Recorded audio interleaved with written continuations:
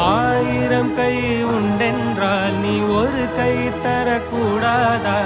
ஈராயிரம் கண் கொண்டாய் உன் ஒரு கண்யனை பாராதா? உன்னில் சரணடைந்தேன் இனி நீ கதி